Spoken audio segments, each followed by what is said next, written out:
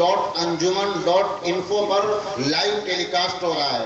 آپ حضرات کے وہ متعلقین جو دور دراز ہیں ان کو آپ اطلاع کر کے بتلا سکتے ہیں کہ وہ اس پروگرام سے فائدہ اٹھائیں اور مستفید ہوں. تو میرے اس بغیر کسی تاخیر کے حضرت والا سے میں درخواست کرتا ہوں کہ آئیں اور اپنے مواہب حسنہ سے ہم کو مستفید فرمائیں. میں ان اشعار کے ساتھ حضرت والا سے کہتا ہوں کہ ہزاروں زخم کھا کر بھی میں ظالم کے مقابل ہوں، ہزاروں زخم کھا کر بھی میں ظالم کے مقابل ہوں. خدا کا شکر ہے کہ اب تک دل خوددار زندہ ہے، خدا کا شکر ہے کہ اب تک دل خوددار زندہ ہے. حضرت والا آئیں اور اپنے مواعظ حسنہ سے ہم حضرات کو مستفید فرمائیں.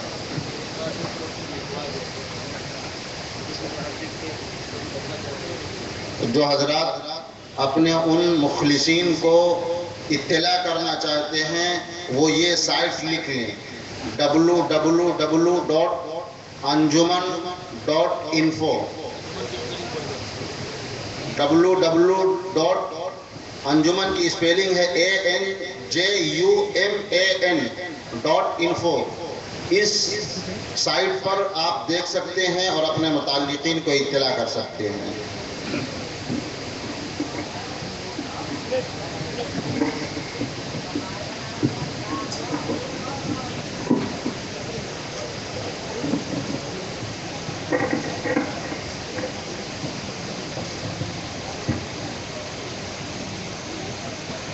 بسم الله الرحمن الرحيم. الحمد لله رب العالمين، والصلاة والسلام على سيد الأنبياء والمرسلين وعلى آله وأصحابه أجمعين. أما بعد، فقد قال رسول الله صلى الله تعالى عليه وسلم: لا تزال طائفة من أمتي قائمين على الحق منصورين من الله لا يضرهم من خذلهم، او كما قال صلی اللہ علیہ وسلم. محترم بزرگوں، اللہ تبارک و تعالیٰ نے انسانوں کی ہدایت اور رہبری کے لیے کم و بیش 1.25 لاکھ انبیاء کرام انسانوں کے درمیان انسانوں میں سے بھیجے. انبیاء کرام بھی انسان ہوتے تھے. وہ انسانوں کے درمیان اللہ کی جانب سے بطور نمائندے کے اور انسانوں کے لیے بطور سیمپل اور نمونے کے وہ مبعوث ہوتے تھے. اس کا ایکو چالو ہے کیا؟ اگر ایکو چالو تو بند کر دیجیے گا. انبیاء کرام انسانوں کے درمیان اللہ کی طرف سے نمائندے بنا کر بھیجے جاتے تھے. پچھلے انبیاء کرام اور سیدنا محمد رسول اللہ صلی اللہ علیہ وسلم کے درمیان، ان کی شریعتوں اور شریعت محمدیہ کے درمیان، ان کی امتوں اور امت محمدیہ کے درمیان کچھ چیزوں میں بڑا واضح فرق ہے. وہ انبیاء کرام کسی ایک علاقے کے نبی ہوتے تھے. تھوڑا سا علاقہ 100 200 400 500 میل ایک نبی کا دائرہ کار ہوتا تھا. عام طور پر انبیاء کرام کسی قوم کے لیے آتے تھے. یہ فلانے قوم کے نبی، یہ فلانے قوم کے نبی، یہ فلانے قوم کے نبی. ان کی تعلیمات ان کے انتقال کے بعد کچھ دنوں کے بعد مٹ جاتی تھی. دوسرے نبی آ جاتے تھے، وہ اس کام کو آگے بڑھاتے تھے. وہ گئے، تیسرے آ گئے، وہ گئے، چوتھے آ گئے. انبیاء کرام پر جو کتابیں اترتی تھیں، کسی پر موٹی کتاب اتری، کسی پر پتلا کتابچہ اترا. کتابچے کو صحیفہ کہتے ہیں. انبیاء کرام کے صحیفوں کا تذکرہ قرآن کے اندر. آدم علیہ السلام کے صحیفے، ابراہیم علیہ السلام کے صحیفے، دیگر انبیاء کرام کے صحف. وہ کتابیں، ایک کتاب مٹتی دوسری آ جاتی، دوسری مٹتی تیسری آ جاتی. چونکہ ایک کے بعد دوسرے کے آنے کا سلسلہ جاری تھا، اس لیے کتابوں کے مٹنے سے امت کا کوئی نقصان نہیں ہوتا تھا. اور ایک نبی کے بعد دوسرے نبی آنے والے ہوتے تھے، اس لیے کسی نبی کی تعلیمات مٹنے سے کوئی نقصان نہیں ہوتا تھا. ماننے والوں کو کوئی نہ کوئی ملتا رہتا تھا. ایک مثال دوں میں آپ کی آسانی کے لیے. ہمارے یو پی کے علاقے کے لوگ، اب تو بہت فرق ہو گیا، آج سے 25-30 سال پہلے صبح شام 1-8 ٹرینیں گزرتی تھی، پیسنجر گاڑی۔ اب وہ گاڑی اگر چھوٹ گئی تو پھر 4-6 گھنٹے 8 گھنٹے کوئی سادھن نہیں ہوتا تھا، تو اگر کوئی لیٹ ہوتا تھا تو لوگ کالنگ کر دیا کرتے تھے۔ اس کے بعد ٹرینیں بڑھ گئی، یہ چھوٹ گئی اس میں نکل جائیں گے، وہ چھوٹ گئی اس میں نکل جائیں گے۔ بمبئی کی لوکل میں ایک آئی، وہ گئی، دوسری آئی، وہ گئی، تیسری آئی، وہ گئی، چوتھی آئی۔ مسافر کا کوئی نقصان نہیں ہوتا ہے، 10-5 منٹ کا فرق ہوتا ہے۔ اور جہاں صرف ایک گاڑی ہو اور وہ چھوٹ گئی تو غریب مسافر پھنسا کا پھنسا رہ جائے گا۔ پچھلے انبیاء کرام کے یہاں کتابیں ایک کے بعد دوسری، دوسرے کے بعد تیسری، تیسری کے بعد چوتھی، انبیاء کرام ایک کے بعد دوسرے، دوسرے کے بعد تیسرے، تیسرے کے بعد چوتھے، کوئی مسئلہ نہیں تھا۔ سیدنا محمد مصطفیٰ صلی اللہ علیہ وسلم آخری پیغمبر ہیں۔ اب آپ کے بعد قیامت تک کوئی نیا نبی رسول نہیں آنے والا۔ آپ کی کتاب آخری کتاب ہے، اب اس کتاب کے بعد قیامت تک کوئی نئی کتاب نہیں آنے والی۔ آپ بتلائیں، اگر پچھلے انبیاء کرام کی طرح خدا نہ خواستہ سیدنا محمد رسول اللہ صلی اللہ علیہ وسلم کی تعلیمات بھی مٹ جاتی، قرآن بھی مٹ جاتا، تو پھر قیامت تک انسانیت عمل کس چیز پہ کرتی ہے؟ اور وہ انبیاء کرام، ان کا دائرہ چھوٹا ہوتا تھا۔ سیدنا محمد صلی اللہ علیہ وسلم، آپ کی نبوت کا دائرہ پوری دنیا، اور اس دنیا سے ہٹ کر یہ انسان و جنات، یہ 2 مکلف مخلوق ہیں۔ عقل والی مخلوق 3 ہے، انسان، جنات، فرشتے۔ لیکن فرشتے مکلف نہیں ہیں، فرشتے احکام کے پابند نہیں ہیں۔ کیوں؟ ان کے ساتھ وہ مسائل نہیں ہیں، فرشتوں کے ساتھ پیٹ نہیں ہے، فرشتوں کے ساتھ فیملی نہیں ہے، فرشتوں کے ساتھ مکان نہیں ہے، فرشتوں کے ساتھ کاروبار نہیں ہے، ان کے ساتھ بھوک پیاس نہیں ہے، ان کے ساتھ نیند نہیں ہے۔ تو کسی چیز کا کھانا حلال ہے کہ حرام ہے، یہ کس پہ لاگو ہوگا؟ جس کو کھانا کھانا ہوگا۔ کس سے شادی کرنا حلال ہے، کس سے حرام ہے، کس پہ لاگو ہوگا؟ جس کو شادی کرنا ہوگا۔ اپنی زمین پر مکان بنانا، پڑوسی کا حق مت دبانا، کس پہ لاگو ہوگا؟ جس کو مکان بنانا ہوگا۔ کاروبار ایمانداری کے ساتھ کرنا، جھوٹ مت بولنا، ناپ تول میں کمی مت کرنا، غبن مت کرنا، کسی کا پیسہ مت دبانا، کس پر لاگو ہوگا؟ جس کو کاروبار کرنا ہوگا۔ فرشتوں کو نہ بھوک ہے، نہ پیاس ہے، نہ مکان ہے، نہ دکان ہے، نہ کاروبار ہے۔ وہ مکلف مخلوق نہیں ہے۔ بچے ہم دو، انسان اور جنات۔ اسی لیے قرآن نے انسانوں اور جناتوں کو مخاطب کیا، فرمایا وَمَا خَلَقْتُ الْجِنَّ وَالْإِنسَ إِلَّا لِيَعْبُدُونَ۔ سورہ رحمان کے اندر 10 مقامات پر 10 مرتبہ قرآن پاک نے اور خداوند قدوس نے انسانوں اور جناتوں کو مخاطب کیا، فرمایا یا معشر الجن والانس ان استطعتم ان تنفذوا من اقطار السماوات والارض فانفذوا لا تنفذون الا بسلطان فبأي آلاء ربكما تكذبان۔ اس آیت کے اندر 2 مخلوق مخاطب ہے، اے انسانوں اور جناتوں، اپنے رب کی کن کن نعمتوں کو جھٹلاؤ گے؟ آپ سورہ رحمان ترجمہ پڑھیے، بار بار یہ آیت دہرائی جا رہی ہے، فَبِأَيِّ آلَاءِ رَبِّكُمَا تُكَذِّبَانِ فَبِأَيِّ آلَاءِ رَبِّكُمَا تُكَذِّبَانِ۔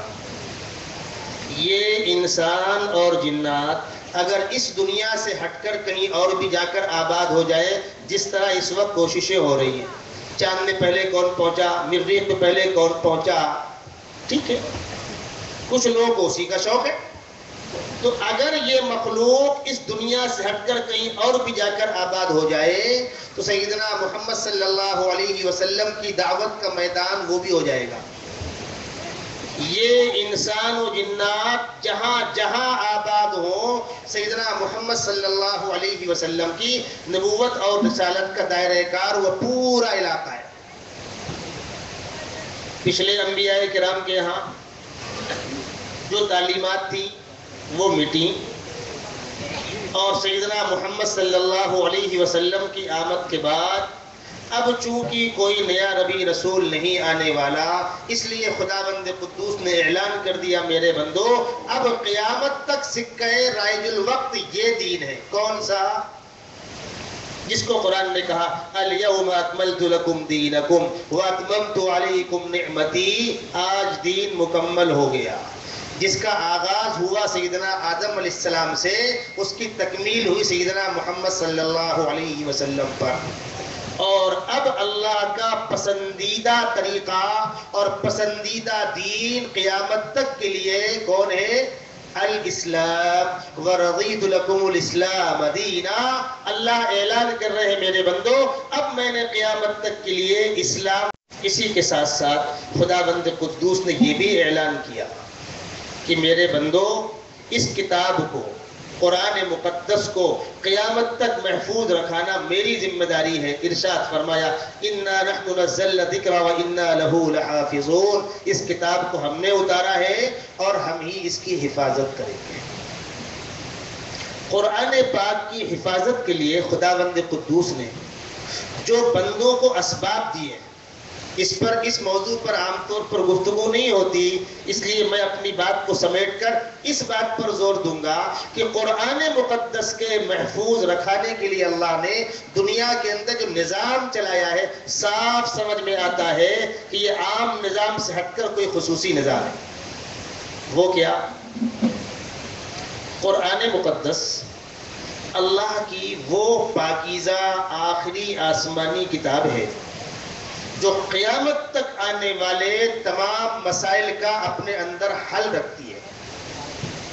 یہ اصولی بات آپ کے ذہن میں رہے۔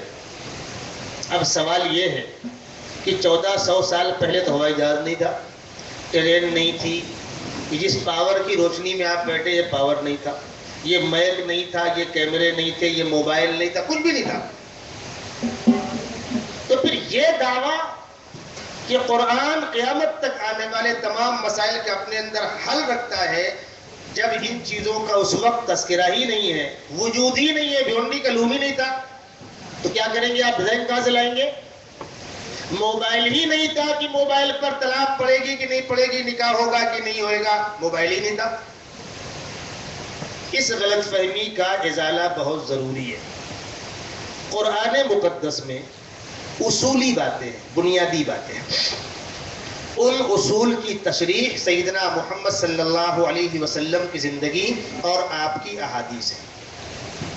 کچھ پاگلوں اور دیوانوں کو یہ غلط فہمی ہے کہ قرآن کے اندر قیامت تک ہر مسئلے کے حل ہونے کا مطلب یہ ہے کہ اس پہ جبار کمپاؤنڈ، مسجد عثمان غنی اور ہمارے فلانے سیٹ کے کارخانے کا گھر نمبر ہوگا۔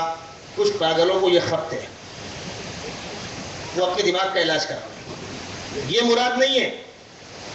تو اس پر میں ایک واقعہ سنایا کرتا ہوں اور بڑے درد کے ساتھ آپ سے کہہ رہا ہوں کہ دین سمجھو، کسی لائق بنو، تب زبان کھولو۔ آپ نے کالج میں پڑھ لیا، آپ پروفیسر ہیں، آپ نے پی ایچ ڈی کر لی ہے، خدا کے واسطے اپنی مشق کا میدان قرآن کو مت بناؤ۔ یہاں ابھی طفل مکتب ہو، یہاں ابھی تم کے جی کے طالب علم ہو، جب اس میدان میں اس لائق ہونا تب زبان کھولنا، ورنہ اگر اس گستاخ زبان سے گستاخی ہو گئی تو ایمان سلب ہو جائے گا۔ قرآن پاک میں کسی چیز کے ہونے کا مطلب کیا ہے وہ سمجھیے۔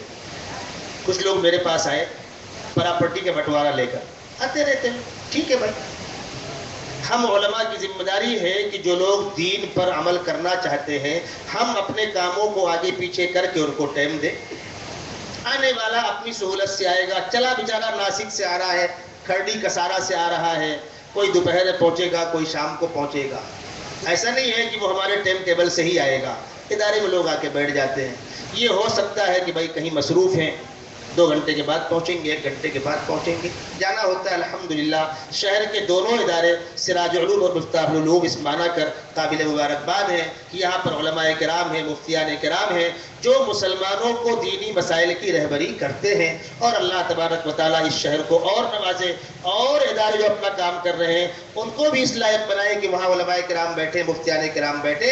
یہ صحیح معنوں میں قوم کا ہم پر قرض ہے، اس لیے کہ ہم عالم دین ہیں، ہم مفتی ہیں اور آپ کو مسئلہ پوچھنا ہے، تو لوگ آتے رہتے ہیں۔ اب آنے والے ہر طرح کے آتے ہیں۔ ایک بات آپ کو بتلا دوں، اگر مریض ڈاکٹر کے پاس یہ سوچ کر جائے آتا تو مجھ کو بھی ہے، جانکاری تو مجھ کو بھی ہے، ڈاکٹر سے مشورہ کر لوں، دیکھوں ڈاکٹر کیا کہتا ہے، ایسے مریض کو شفا کبھی نہیں ہوگی۔ جس کو ڈاکٹر سے زیادہ جانکاری ہو، ڈاکٹر سے زیادہ وہ قابل ہو، اس کو شفا کبھی نہیں ہوگا۔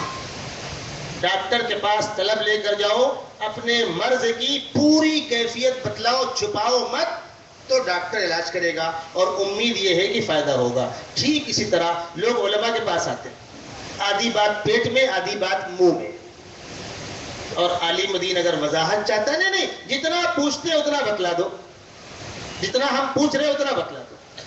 ایک صاحب نے مجھ سے مسئلہ پوچھا کہ مولانا باپ کی پراپرٹی ہے، بیٹے کا کتنا حق ہے؟ میں نے کہا باپ مر گیا کیا؟ باپ مرا نہیں، ابا زندہ ہے، کوئی حق نہیں ہے، تمہارا کوئی حق نہیں ہے۔ نہیں، بولے یار یہ مولوی برابر نہیں، چلتے کسی اور کے پاس۔ وہ مولوی سے پوچھ کر جا کر باپ کا گریبان پکڑنے کے موڈ میں آئے تھے۔ ٹھیک ہے، مولوی بھی آپ کے بیچ میں رہتے رہتے اس کو اتنا آئیڈیا ہو ہی گیا ہے کہ آپ کس مقصد سے آئے ہیں۔ لوگ اپنے مطلب کی بات پوچھنے آتے ہیں۔ اچھا مولانا یوں ہو تو، یوں ہو تو، یوں ہو تو، جو مطلب کی پڑی ہم پوچھ کے آئے مولانا سے۔ مولانا ابا کی پراپرٹی میں بیٹی بیٹوں کو کتنا ملے گا؟ بیٹوں کو اتنا ملے گا، بیٹیوں کو اتنا ملے گا۔ ٹھیک ہے، میں نے پوچھا پراپرٹی میں کیا کیا ہے، کیا بانٹو گے؟ وہ زمین ہے اور وہ کاروبار ہے اور یہ ہے وہ ہے، مکان نہیں بتلا رہے، رہائشی مکان تذکرے نہیں کر رہے۔ میں نے کہا رہتے کہاں ہو؟ ہاں وہ مکان ہے نا ابا کا، اس کا تذکرہ کیوں نہیں کر رہے آپ؟ تو کیا مولانا ہمارے ابا کے مکان میں بہنوں کو حق ملے گا؟ کیا بہنیں وہاں رہنے آئیں گی؟ میں نے کہا وہی تو آپ کا دل کا چور ہے۔ ارے بھائی نہیں رہنے آئیں گی، کسی کا حق ہوتا ہے، حق دے دو اس کا، اس کو ایڈجسٹ کر لو۔ تم کو مکان چاہیے، زمین میں ان کو بڑھا کر دے دو۔ بہرحال وہ قصہ بہت لمبا ہے، آپ کو سمجھانا کیا ہے، ایک بار آئے، دوبارہ آئے، تیبارہ آئے کہ مولانا کوئی حل نہیں ہے، کوئی ایڈجسٹمنٹ نہیں۔ میں نے کہا نا، بہنوں کو حق دینا ہے ورنہ اللہ کے ہاں پکڑ ہوگی۔ 3 دن کے بعد آئے، مولانا وہ ہمارے ماموں ہیں، قرآن پاک کے اوپر بڑی گہری نگاہ ہے ان کی۔ یہ آئے محدثین اور مجتہدین سامنے آئے، پورے قرآن کے اوپر ان کی گہری نگاہ ہے۔ ہمارے ماموں کہہ رہے تھے کہ میں نے پورا قرآن کھنگال ڈالا، مجھ کو کہیں پر رہائشی مکان میں بچیوں کا حق نہیں ملا۔ تو میں نے کہا ماموں سے پوچھنا وہ مکان ملا کہ نہیں؟ وہ آپ کا دیہات والا مکان ملا؟ جس مکان میں بہنوں کا حق نہیں ملا وہ مکان ملا کیا؟ اب تو چپ۔ میں نے کہا اس محقق سے کہنا وہ مکان ملا کیا اس کو؟ قرآن میں وہ مکان ہوئے گا؟ قرآن میں وہ مکان نمبر نہیں ہوگا، وہ گھر نمبر نہیں ہوگا، وہ دکان نہیں ہوگی، وہ مارکیٹ نہیں ہوگا، اس کے اندر بھیونڈی نہیں ہوگا، جبار کمپاؤنڈ نہیں ہوگا۔ قرآن کیا کہے گا؟ قرآن کہے گا یوصیکم اللہ فی اولادکم للذکر مثل حظ الانثیین۔ اللہ تم کو حکم دیتا ہے کہ تم اپنی پراپرٹی میں بچوں کو ڈبل اور بچیوں کو سنگل دو۔ وہ پراپرٹی کیا ہوگی؟ باغ بھی ہوگا، کھیت بھی ہوگا، مکان بھی ہوگا، بھیونڈی کے لوم بھی ہوں گے، اور کوئی بھی چیز ہوگی جس کی مارکیٹ میں کچھ ویلیو ہو، جس کی کوئی حیثیت ہو اور تم اس کے مالک ہو، اپنی ملکیت میں سے اتنا اتنا بانٹو۔ وہ کتنی ہوگی؟ کسی کے پاس لاکھ کی ہوگی، کسی کے پاس کروڑ کی ہوگی، کسی کے پاس اربوں خربوں کی ہوگی۔ وہ کیا ہوگا اس سے بحث نہیں ہے، اصول یہ ہے۔ جس طرح ہم لوگ رمضان میں بتلاتے ہیں کہ 2.5% زکوٰۃ نکالنا ہے، وہ بیچارے 2.5% نکال نہیں پاتے، بولے مولانا آپ نکال دو۔ ارے اللہ کے بندے، قیمت تم لگا لو، 2.5% نکال دو۔ لاکھ میں 2,500 ہے، کروڑ میں 2.5 لاکھ ہے، جتنا ہو اس میں سے 2.5% نکالنا ہے۔ کتنا ہوگا وہ تم جانو۔ دوسری مثال لیجیے، قرآن نے کاروباری اصول بتلایا، فرمایا یا ایھا الذین آمنوا لا تأکلوا اموالکم بینکم بالباطل۔ اے ایمان والو، اپنے مالوں کو ناجائز طریقے پر ایک دوسرے سے چھین جھپٹ کر مت لو۔ پہلے کیا ہوتا تھا، جب دنیا غیر مہذب تھی، دنیا غیر تعلیم یافتہ تھی اور دنیا کے سامنے کاروباری اصول نہیں آئے تھے، شادی بیاہ کا نظام نہیں آیا تھا، تو ہوتا کیا تھا، آپ کے پاس سامان ہے، میرے پاس پیسہ ہے، پیسے والے کو سامان چاہیے، سامان والے کو پیسہ چاہیے۔ اب ایک آدمی دکان کھول کے بیٹھا ہے، 10 لاکھ کا مال بھر کے بیٹھا ہے، اس میں سے اس کے گھر میں کتنا لگے گا؟ ارے بھائی راشن والا 10 لاکھ کا مال بھر کے بیٹھا ہوا ہے، سب غلہ کھا لے گا وہ؟ نہیں، اس میں سے 10-20 کلو کھائے گا، باقی اس کو بیچے گا، اس میں دوا لے گا، کپڑا لے گا، سبزی لے گا، بچوں کی تعلیم کی فیس بھرے گا، بیماروں کا علاج کرائے گا، مکان کا کرایہ دے گا، گاڑی کا پیٹرول بھرائے گا. یہ تمام ضرورتیں کیسے پوری ہوں گی؟ جب مال بکے گا تب. اور آپ کی جیب میں 2000 روپے ہے، آپ بازار میں گئے تو آپ 2000 روپے کھا کر پانی پی لیں گے، بھوک مر جائے گی آپ کی؟ نہیں. آپ کو دودھ چاہیے، آپ کو سبزی چاہیے، آپ کو دوا چاہیے، آپ کو غلہ چاہیے، آپ کو چپل جوتا چاہیے، آپ کو کپڑا چاہیے. آپ کی ضرورتیں پیسے سے پوری ہوں گی اور سامان والے کو سامان بیچ کر پیسہ چاہیے. دنیا والوں کے پاس کوئی نظام نہیں تھا، یہ اس سے چھین لے، وہ اس سے چھین لے. اسلام نے اصول دیا، حکم کیا، یا ایھا الذین آمنوا لا تأکلوا اموالکم بینکم بالباطل. اے ایمان والو، ایک دوسرے کا مال ناجائز طریقے سے ہڑپو مت. پھر کس طرح لے؟ الا ان تکون تجارتا عن تراض منکم. تجارت ہو، سودا ہو، ویوہار ہو، معاملات ہو، اور دونوں کی رضامندی سے ہو. بیچنے والا بھی خوش، خریدنے والا بھی خوش. یہ قرآن کہتا ہے. اب اس آیت کے ضمن میں اللہ کے نبی صلی اللہ علیہ وسلم کی حدیث ہے. اللہ کے نبی صلی اللہ علیہ وسلم فرمایا، ایمانداری کے ساتھ کاروبار کرو، ایمانداری کے ساتھ کاروبار کرنے والا جنت میں جائے گا اور انبیاء کرام کا اس کو قرب نصیب ہوگا. اور فرمایا، کاروبار میں عیب دار مال کو عیب چھپا کر مت بیچو، کاروبار میں ناپ تول مت کرو، کاروبار میں دھوکہ مت دو، کاروبار میں کسی ایک کے اوپر کوئی ناجائز شرط مت لگاؤ. یہ تمام تفصیلات حدیث کے اندر موجود ہیں. جب ان حدیثوں کو ہم قرآن کی آیت کے ساتھ جوڑیں گے، اب ہمارے سامنے وہ اصول نکھر کر آ گئے جن کی روشنی میں قیامت تک علماء کرام فیصلے کریں گے کہ کون سا کاروبار جائز، کون سا کاروبار ناجائز، کون سا معاملہ جائز، کون سا معاملہ ناجائز. اللہ کے نبی صلی اللہ علیہ وسلم مدینہ منورہ میں بازار میں چل پھر کر ٹہل کر جائزہ لیتے تھے. کوئی دکاندار ملاوٹ کا مال تو نہیں بیچ رہا، کوئی دھوکہ تو نہیں دے رہا، کوئی ناپ تول میں کمی تو نہیں کر رہا. ایک موقع پر آپ بازار میں گئے تو گیہوں کا ڈھیر لگا ہوا تھا، جس میں اوپر گیہوں سوکھا تھا، نیچے گیہوں گیلا تھا. آپ نے گیہوں کے نیچے ہاتھ ڈالا تو گیلا گیہوں آپ کے ہاتھ میں آیا. آپ نے پوچھا یہ گیلا کیوں؟ اب بیچارہ دکاندار کیا کرتا؟ اس نے گھبرا کر کہا وہ پانی برس گیا تھا، گیہوں بھیگ گیا. تو آپ نے فرمایا پانی اوپر سے آیا تھا تو بھیگا ہوا اوپر ہوگا کہ نیچے ہوگا؟ اور اگر بھیگ گیا ہے، مانا آپ کے کارخانے میں کپڑا نارمل تاکہ بن سکتا ہے، ناممکن نہیں ہے. بلڈنگ ٹیڑھی بن سکتی ہے، سبزی داغدار ہو سکتی ہے، انسانی مجبوری ہے، لیکن عیب چھپا کر مت بیچو. آپ نے فرمایا افلا جعلتہ فوق الطعام، تم نے گیلے کو اوپر کیوں نہیں کیا؟ دکھا دو گاہک کو، اس کی طبیعت چاہے گی لے گا، طبیعت چاہے گی نہیں لے گا. دھوکہ دے کر مت بیچو. اس وقت آپ نے فرمایا من غش فلیس منا، جو مال میں دھوکہ دے کر بیچے، عیب چھپا کر بیچے، وہ ہم مسلمانوں کی برادری سے نہیں ہے. یہ میں نے آپ کو دو مثالیں دی.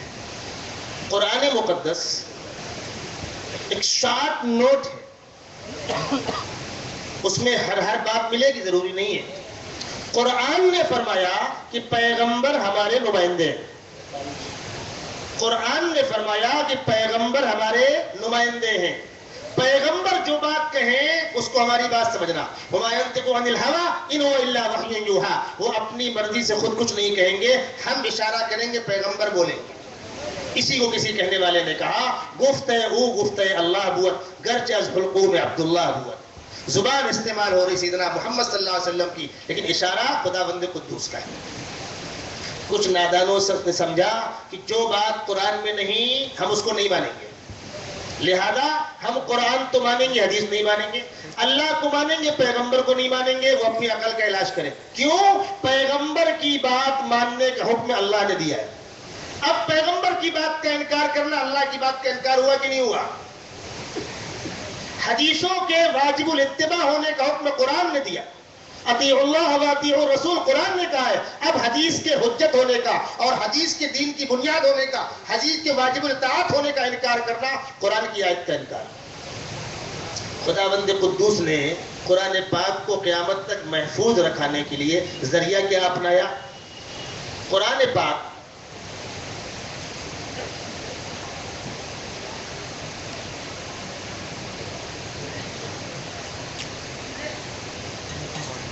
قرآن پاک جس فصیح عربی زبان میں ہے وہ فصیح عربی زبان آج بھی زندہ ہے.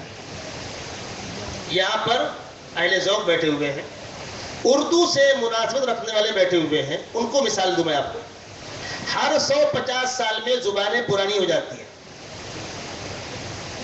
50 سال پہلے کی شاعری کی زبان کچھ اور تھی, اس سے 50 سال پہلے کی کچھ اور تھی, آج کی کچھ اور ہے, اور اگلے 50 سال کے بعد کچھ اور ہوگی. زبانیں پرانی ہوتی ہیں, تمام زبانوں کا وہی حال ہے.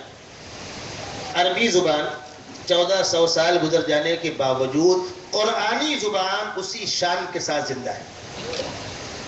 اہل عرب جو حضرات دبئی وغیرہ جاتے ہیں یا عرب ممالک میں ملازمت کر کے آتے ہیں, ان کی آپ زبان سنیں اپنا سر پکڑ لیں, وہ کچ پچ پی ما پی ہو سو چالو ہے ان کا. اس کا عربی زبان سے کوئی لینا دینا نہیں ہے, کوئی ضابطہ کوئی اصول نہیں ہے. جو منہ میں آیا بک دیا, وہ قرآنی زبان نہیں ہے. فصیح عربی جو ہے جس میں حرمین کے خطبے ہوتے ہیں, جس میں عرب علماء کے بیانات ہوتے ہیں, وہاں کی یونیورسٹیوں میں کالجوں کے اندر وہ زبان استعمال ہوتی ہے. وہ زبان اگر آپ بولیں اور اصل عرب ہوگا, وہاں کی آبادی دو طرح کی ہے. عرب کی آبادی دو کوالٹی کی ہے. ایک تو اصل عربی خاندانوں کی اولادیں ہیں, وہ کم ہیں, کچھ جا کر بس گئے ہیں. جو جا کر بس گئے ان کا تو آپ تذکرہ ہی مت کیجیے. جو اصل ہیں صحابہ کی اولادیں, صحابہ کے خاندان یا اصل اہل عرب, جب ان کے سامنے کوئی قرآنی عربی بولتا ہے فصیح زبان, اس قدر خوش ہوتے ہیں, اس قدر خوش ہوتے ہیں. میں آپ کو بتلا دوں, ہمارے ہندوستان کے اندر ہم مصافحہ کرتے ہیں, معانقہ کرتے ہیں. اہل عرب بھی مصافحہ اور معانقہ کرتے ہیں, لیکن جب اہل عرب کسی کا بے پناہ احترام کرتے ہیں تو پیشانی کو بوسہ دیتے ہیں. اوپر لے آئیے مہمانوں کو.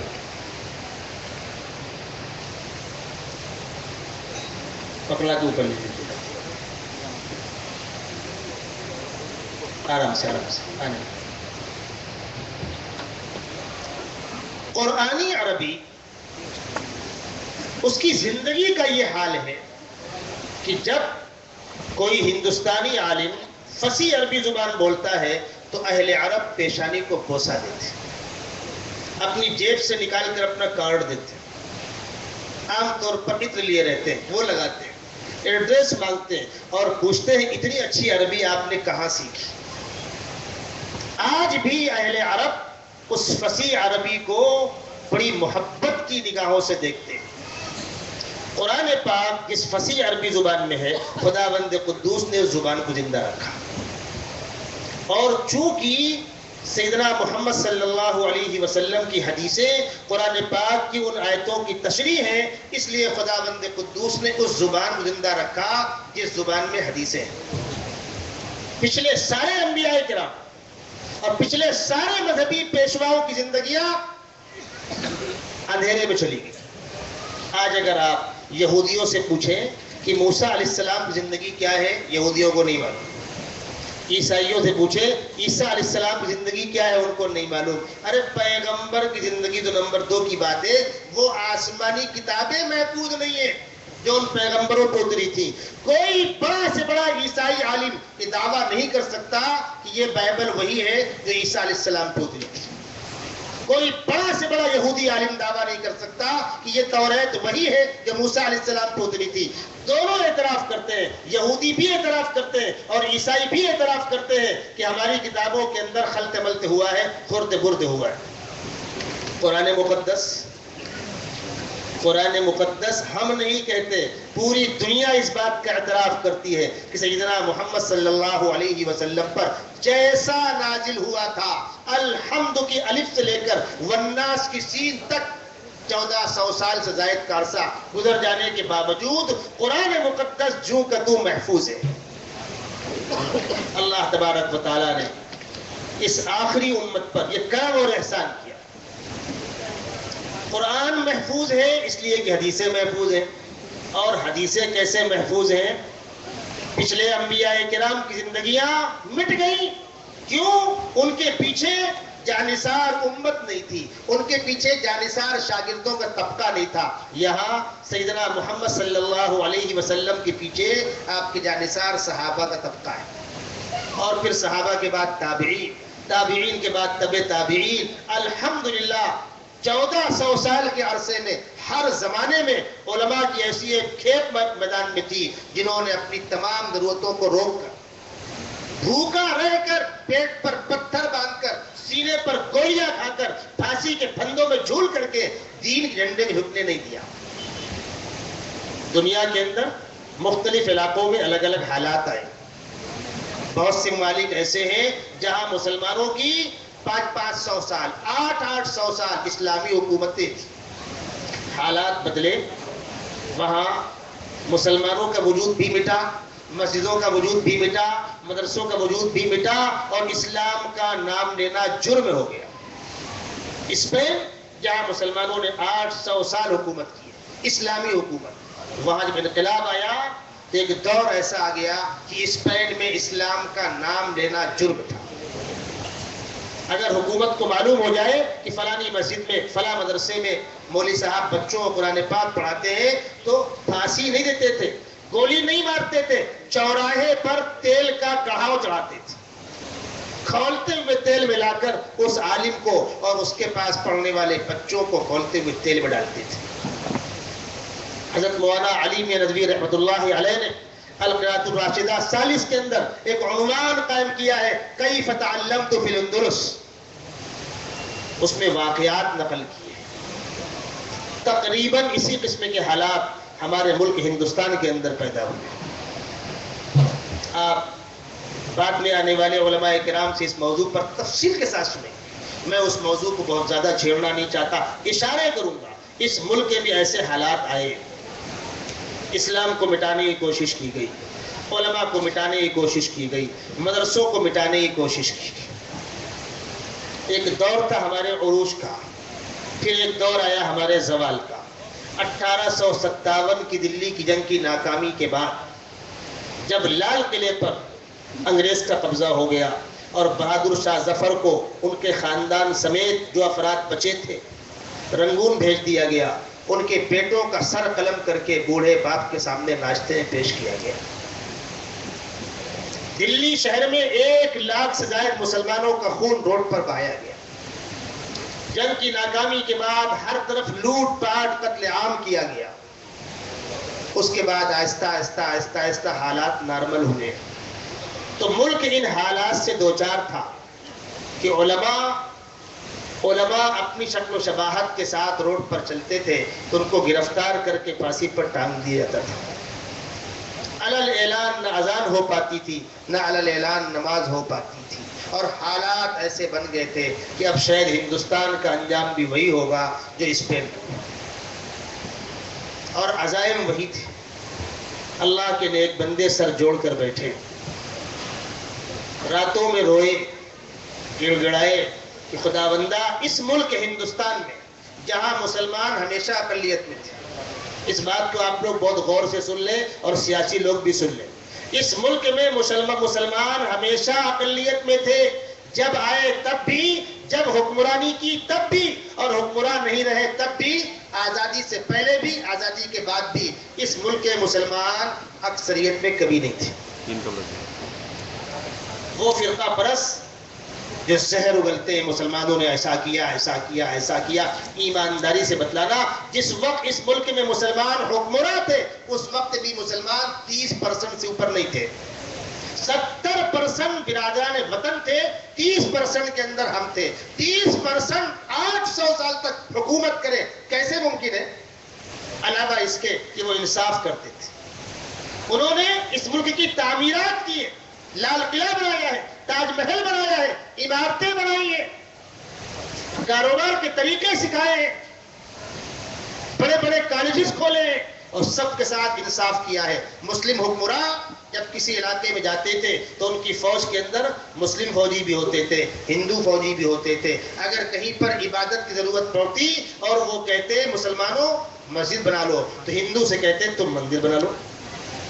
عام طور پر ایسا ہوتا تھا کہ ہندو الگ علاقے میں اپنا مندر بناتے، مسلمان الگ علاقے میں اپنی مسجد بناتے، یہ نماز پڑھتے، وہ جا کر پوجا پاٹ کرتے، فوج کے اندر دونوں فوجی بن کر جنگ کرتے اور کوئی جھگڑا نہیں تھا۔ کہیں کہیں ایسا بھی ہوا کہ لوگوں نے دونوں ملا کے بنا دیا، ادھر مسجد ادھر مندر۔ کبھی سوچا بھی نہیں تھا کہ آئندہ جھگڑے کی بنیاد بنے گی کلیان کی عیدگاہ، وہی شکل ہے، گیان واپی مسجد وہی شکل ہے، متھرا جامع مسجد وہی شکل ہے۔ یہ ساری وہ شکلیں ہیں کہ مسلم بادشاہوں نے کبھی سوچا بھی نہیں تھا، ان فوجیوں نے کبھی سوچا بھی نہیں تھا کہ آئندہ کبھی یہ حالات پیدا ہوں گے کہ لوگ مندر مسجد میں جھگڑا کریں گے۔ جب مسلم بادشاہ اپنی رعایا کو زمینیں دیتا تو مسلمانوں کو اوقاف دیتا مسجد کے لیے، ہندوؤں کو اوقاف دیتا مندر کے لیے۔ مسلم بادشاہوں کے ہاتھوں سے اوقاف دی گئی ہیں، جو زمینیں دی گئی ہیں مندروں کے لیے، سرکاری ریکارڈ کے اندر موجود ہے۔ اورنگزیب عالمگیر جس کو لوگ بدنام کرتے ہیں، ان کے ہاتھوں سے بہار کے اندر بہت سے مندروں میں بڑی بڑی پراپرٹیاں ہیں، اور اورنگزیب عالمگیر کی زندگی پر جو اصل تاریخ لکھی گئی ہے، ہندوستان کی چوروں بدماشوں نے اس کو بین کر رکھا ہے۔ وشمبرناتھ پانڈے جو الہ آباد کے میئر بھی تھے اور حکومت کے بڑے بڑے عہدوں پر تھے، انہوں نے کتاب لکھی ہے اورنگزیب عالمگیر کے نام کی، اس کتاب پر حکومت نے بین لگا رکھا ہے۔ کیوں؟ اس میں حقیقت ہے، اس میں حقائق اجاگر کیے گئے۔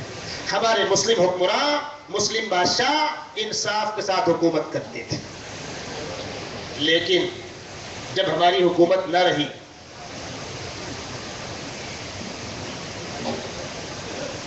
اطلاع کرنا ہے، مسلم بادشاہوں نے انصاف کے ساتھ حکومت کی، اور اس وقت جو ملک کے حالات، میں آپ تمام لوگوں سے کہنا چاہتا ہوں، اس بات کو نوٹ کر لیں، اکثریت اقلیت کوئی چیز نہیں، اقلیت اکثریت کوئی چیز نہیں۔ حکومت پر کالا چور آ کر بیٹھے، کچھ فرق نہیں پڑنے والا۔ مسلمان بتاشے کا نام نہیں کہ پانی برسے گا پگھل جائے گا، مسلمان پانی کا بلا نہیں ہے۔ اس ملک میں ہم نے نازک سے نازک حالات دیکھے، اور الحمدللہ اس وقت کے مسلمانوں نے جس جمع مردی کا ثبوت دیا، جس عزم اور حوصلے کا ثبوت دیا، تاریخ کے اندر ریکارڈ موجود ہے۔ ہم اس ملک پر کبھی بوجھ نہیں تھے۔ ہم کو اگر یہاں پر کوئی نقصان پہنچے گا تو اپنے کرتوتوں کی بنیاد پر پہنچے گا، یاد رکھیے گا۔ آپ لوگ کاروباری ہیں، میں آپ سے کہتا ہوں، اگر مسلمان محنت کر کے کاروبار کرے اور ایمانداری کے ساتھ بزنس کرے، دنیا کے اندر اسے کوئی ڈاؤن نہیں کر سکتا۔ ہم اگر ناکام ہوں گے، اپنی لاپرواہی کی بنیاد پر ناکام ہوں گے، سستی کی بنیاد پر ناکام ہوں گے، اور خدا نہ خدا خاصہ پیمانے کی بنیاد پر ناکام ہوں گے۔ ہمارے جو بچے اسکولوں کے اندر پڑھ رہے ہیں، وہ پڑھے محنت کے ساتھ۔ اگر ہمارا بچہ پڑھتا ہے تو وہ پڑھتے پڑھتے کہاں تک پہنچے گا؟ ہمارے 3 نمائندے صدر جمہوریہ بنے، ڈاکٹر فخر الدین علی احمد، ذاکر حسین، ڈاکٹر ذاکر حسین، اور آخر میں پچھلی بھاجپا حکومت میں اے پی جے عبد الکلام۔ کس نے روک لیا ان کو؟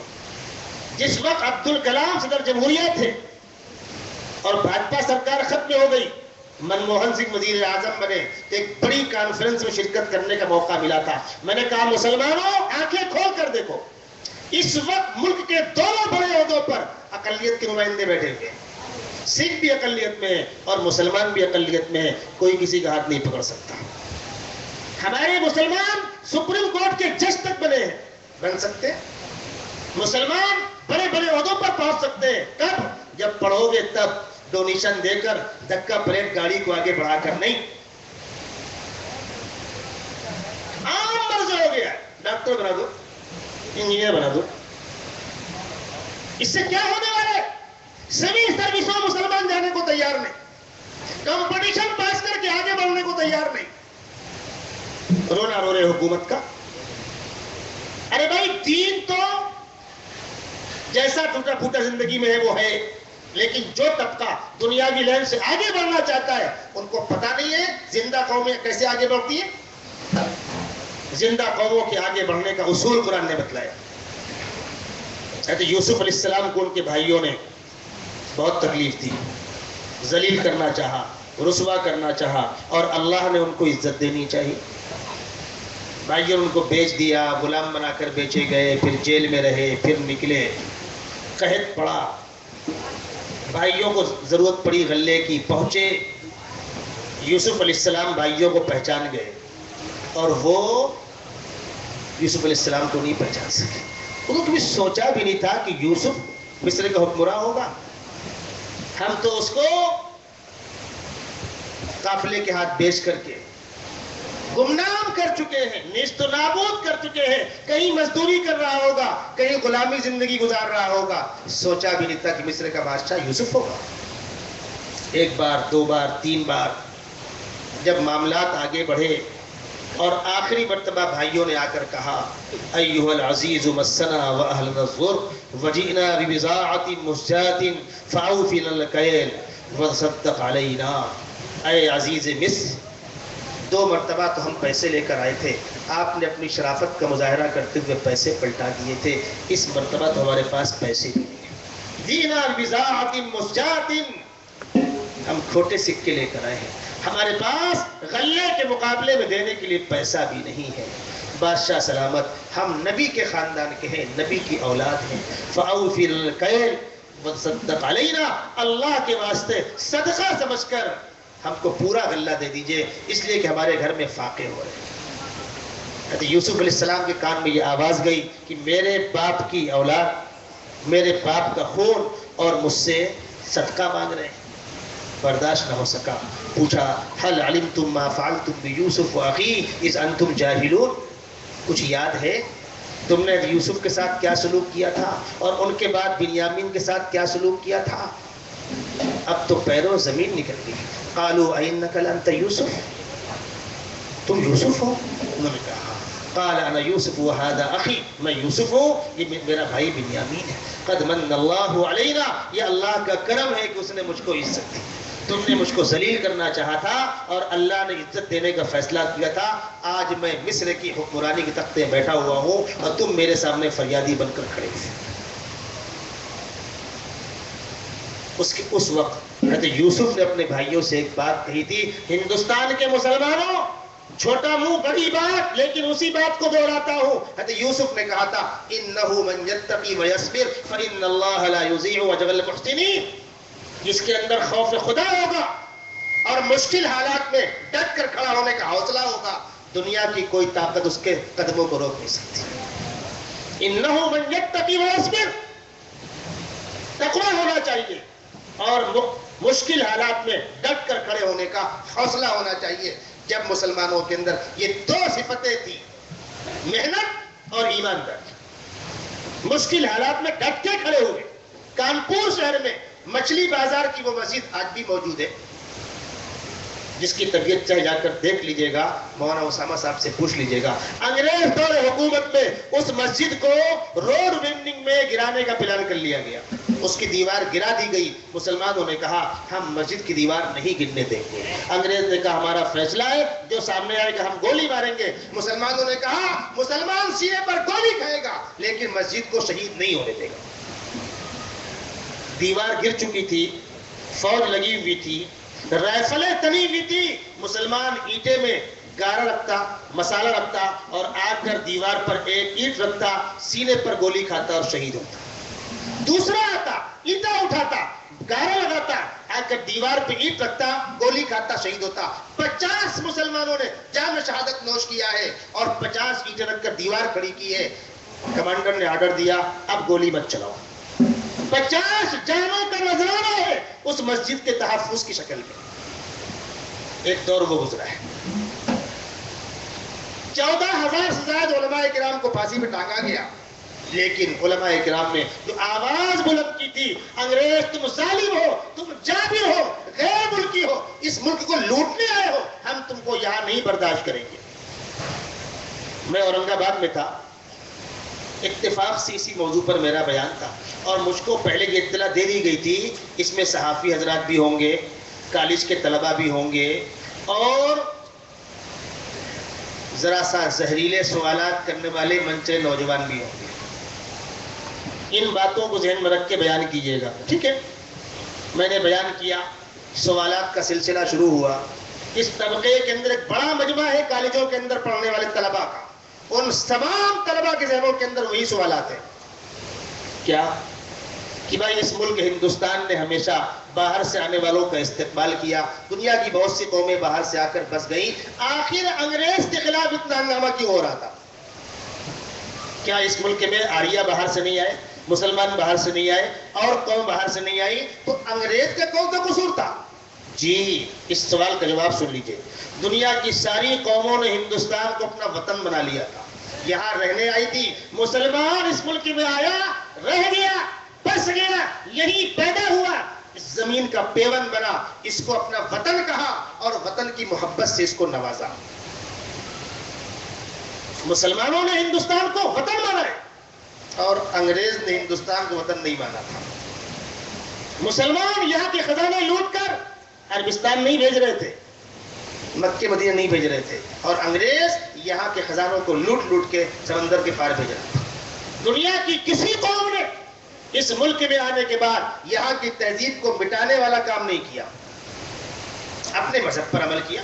اسی لیے آج سے نہیں، ہزاروں سال سے یہ تہذیب ہے اس ملک کی کہ یہاں ہر مذہب کا ماننے والا اور ہر مذہب پر عمل کرنے والا پوری شان و شوکت کے ساتھ اپنے مذہب پر عمل کرتا ہے.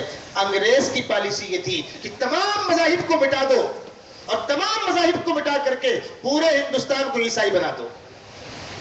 اس لیے یہاں کے چاہنے والے اور ماننے والوں نے انگریز کو اس ملک سے نکالنے کا فیصلہ کیا. اور یہ بہت سوالات ہیں. ایک سوال مجھ سے گزشتہ ہفتے کیا گیا تھا، جس کا جواب میں نے ٹھاکرے حال کے پروگرام میں دیا تھا. آج بھی اس سوال کو دوہرا رہا ہوں. ہمارے علماء پر یہ الزام ہے کہ ہم عصری تعلیم کی مخالفت کرتے تھے. یہ علماء پر الزام ہے.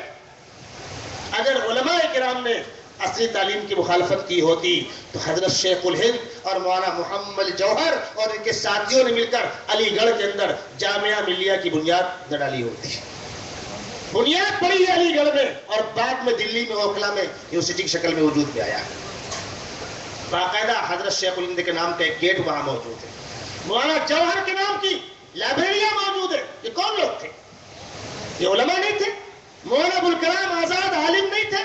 مولانا شبلی نعمانی عالم نہیں تھے. مولانا حفظ الرحمان سوہروی عالم نہیں تھے. مولانا محمد جوہر عالم نہیں تھے. ہمارے علماء نے ہندوستان کی دستور ساز کمیٹی میں 2 نمائندے ہمارے موجود تھے. جس کمیٹی نے ہندوستان کا دستور بنایا ہے اس میں مولانا حفظ الرحمان سوہروی اور مولانا ابوالکلام آزاد ممبر. اور یہ دونوں الیکشن لڑ کر چن کر آتے تھے. چور دروازوں سے راج سبھا تک پہنچ کر نہیں جاتی تھی. مولانا ابوالکلام آزاد بھی چن کے آتے تھے اور مولانا حفظ الرحمان سوہروی چن کے آتے تھے. اس وقت ایسے حالات تھے کہ کانگریس کو جہاں یہ لگتا تھا کہ ہم یہاں ہار سکتے ہیں، وہاں مولانا ابوالکلام آزاد اور مولانا حفظ الرحمان سوہروی کو لا کر کانگریس کے حق میں حمایت کی باتیں کرواتے تھے تاکہ پارٹی چن کر آوے. اور اتنا وزن تھا ان کا. ٹھیک ہے، کہتے نا بھائی چارہ ہونا چاہیے. ہم آپ کو بھائی سمجھے اور آپ چارہ ہمیں. مسلمانوں نے کبھی غداری نہیں کی. چھرا آپ نے چلایا ہے، جڑیں آپ نے کاٹی ہے.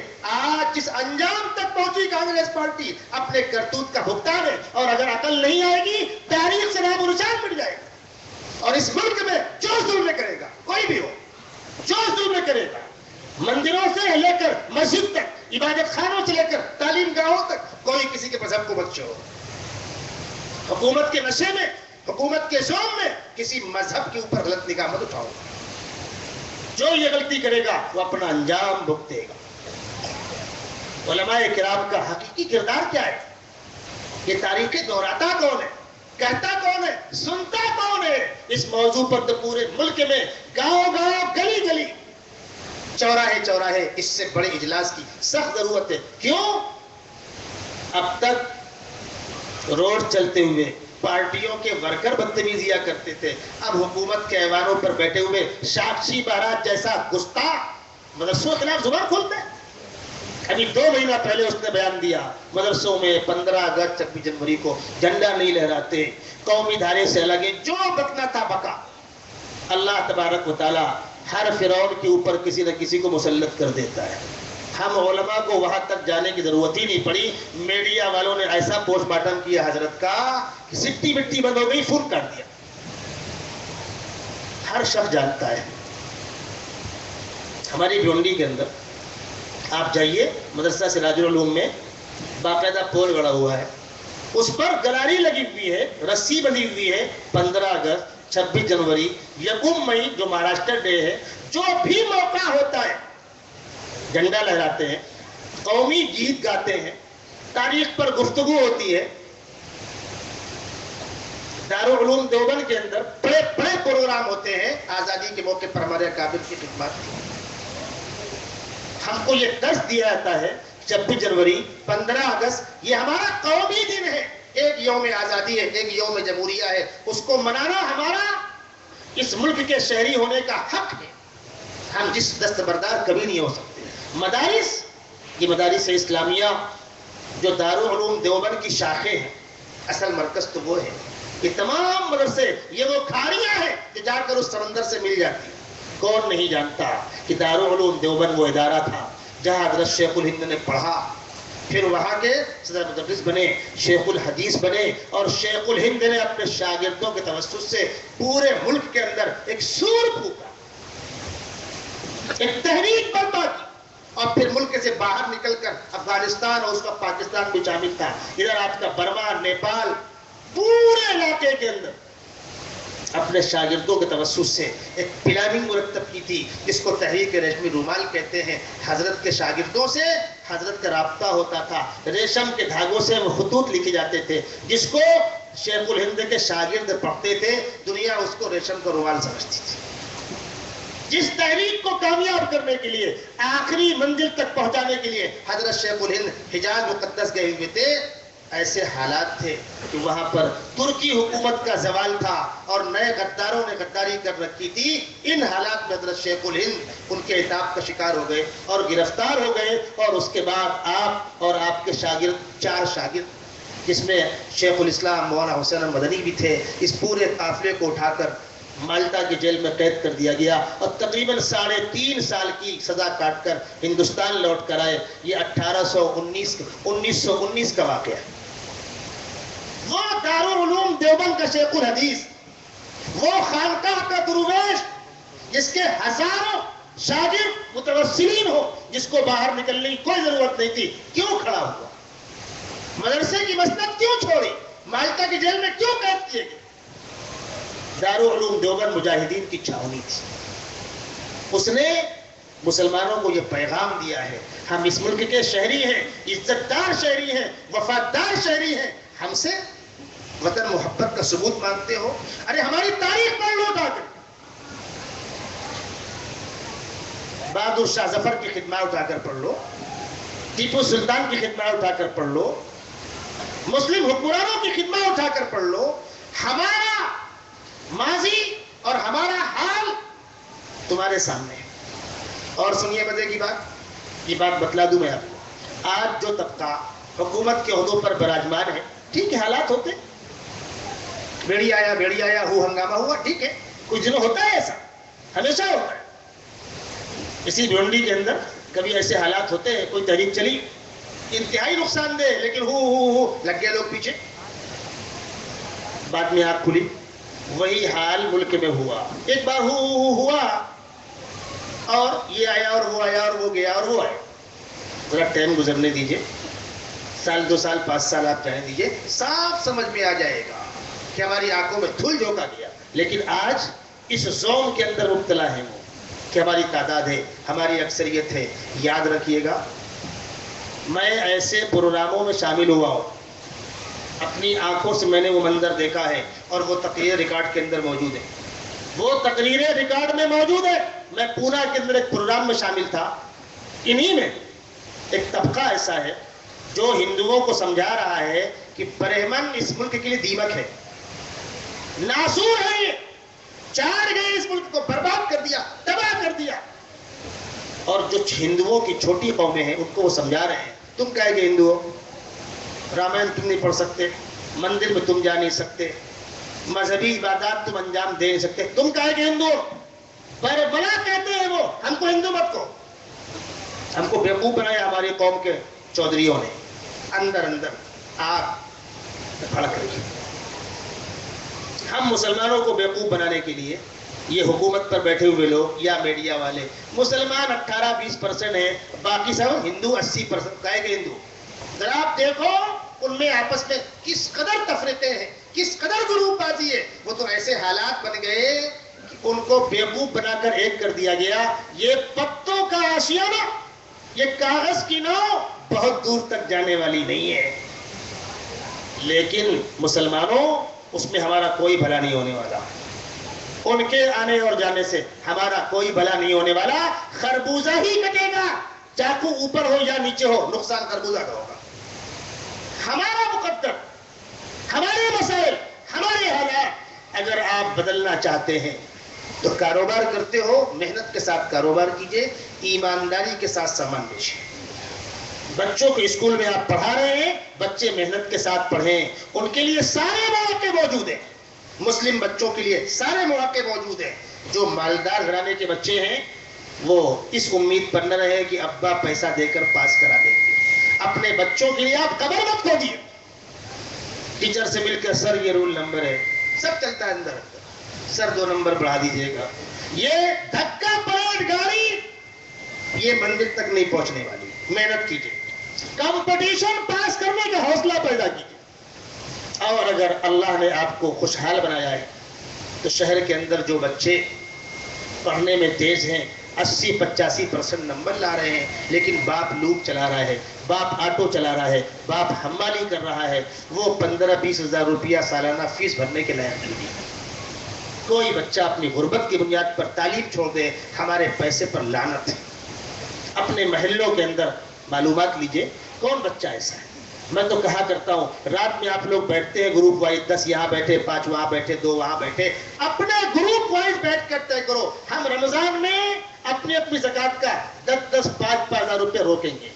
1,50,000 جمع کرو اور یہ معلوم کرو کون بچہ اور بچی ایسے ہیں جو ٹاپر تو ہیں لیکن غربت کی بنیاد پر آگے تعلیم جاری نہیں رکھ سکتے. ایسے بچوں کی تعلیمی فیس بھر دیجیے، ایسے بچوں کی تعلیمی کفالت کی. ایک علاقے کے لوگ، ایک محلے کے لوگ ایک بچے کو گود لیں. وہ ٹاپر بچے جو 80-85 اور 90% نمبر لے کر آ رہے ہیں، آئندہ جج وہ بنیں گے، آئندہ کلکٹر وہ بنیں گے، آئندہ کمشنر وہ بنیں گے، آئندہ IPS اور IAS وہ بنیں گے.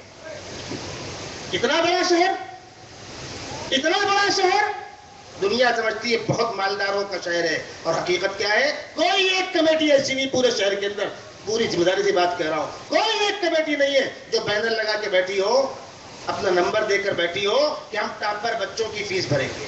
کوئی نہیں. اس میں کھڑے ہوئے تو کون کھڑے ہوئے؟ کچھ لوگ کھڑے ہوئے زکات خیرات جمع کر کے کاپی کتاب بستہ بانٹنے والے. کیا کر رہے ہو؟ قوم کو خودکشی کے راستے پہ چلا رہے ہیں آپ. معیار کیا بنایا؟ کاپی کتاب بستہ ہم دیں گے. معیار کیا ہے؟ راشن کارڈ کا زیرکس، رزلٹ کا زیرکس. اب ایک گھر والے 5 جگہ فارم بھر رہے ہیں، یہاں بھی، وہاں بھی، وہاں بھی، وہاں بھی، اور سب لائن لگا کر زکات کی رقم سے کتابیں لے رہے ہیں. اب 5 جگہ کتاب لے آئے، 5 بستے لے آئے، لگنا ایک ہے. دوسری اماں پہنچی دکاندار کے پاس، وہ میرا بچہ کتاب لے گیا تھا، کتاب پلٹا لو. دکاندار جانتا ہے کہ کتاب میرے سے نہیں گئی. یہ 5 جگہوں سے کتابیں لی ہیں، 4 جگہ پلٹائیں گے. دکاندار مجبور ہو گئے بورڈ لکھنے پر بکی ہوئی کتاب واپس نہیں کی جائے گی. آپ نے ایک بچے کو 300-400 روپے کتاب دی، کیا بھلا ہوا؟ کارپوریشن کی ٹنکی میں شربت مت گھولو، پیاسے کے منہ میں 1 گلاس شربت ڈال دو.